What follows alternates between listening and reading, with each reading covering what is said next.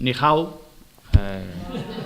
Guaxí Gonzalo. Non sabemos se esta é a fórmula coa que Gonzalo Pita comezará a súa intervención no Foro Internacional de Alcaldes sobre Turismo que se celebra a partir deste domingo 27 de maio en China. O que sabemos é que a Mancomunidade asistirá a esta cita co obxectivo de conquistar o mercado chinés. Que o gasto medio do turista chino sea o que lidera o gasto medio de todos os países, situándose en 2.600 euros gasto de persona por día.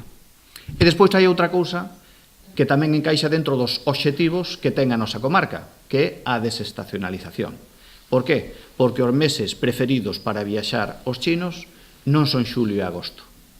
Son os meses de decembro, son os meses de outubro. Alí a Mancomunidade presentará o seu material promocional traducido, co que agardan chegar aos preto de 200 millóns de turistas que se calculan sairán de China no 2020, segundo os estudos de Tour España. A día de hoxe, España non está entre os 10 primeiros destinos escollidos por este mercado, pero si é o segundo que máis medrou o ano pasado. Aínda non estando entre os 10 primeiros, é o segundo que máis creceu. E isto tamén nos lo dicen os estudios, por que elixen un destino os chinos? En primeiro lugar, polas paisaxes. En segundo lugar, pola gastronomía. En terceiro lugar, polo precio. E en cuarto lugar, creo que é pola seguridade. Estes 4 recursos os temos perfectamente aquí na comarca, o sea que non é casualidade. Ademais de traducir o seu material, o Salnés tamén se asegurou ter presenza nas redes sociais que se chegan a China para dar a coñecer este destino, un traballo que agardan de os mesmos resultados que conseguiron coa importante campaña enfocada ao turismo ruso.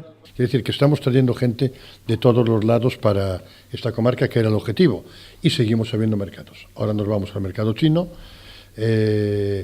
Los europeos los tenemos bastante avanzados y seguimos trabajando en ese sentido. O delegado de Turismo da Mancomunidade será tamén o responsable de representar a marca España.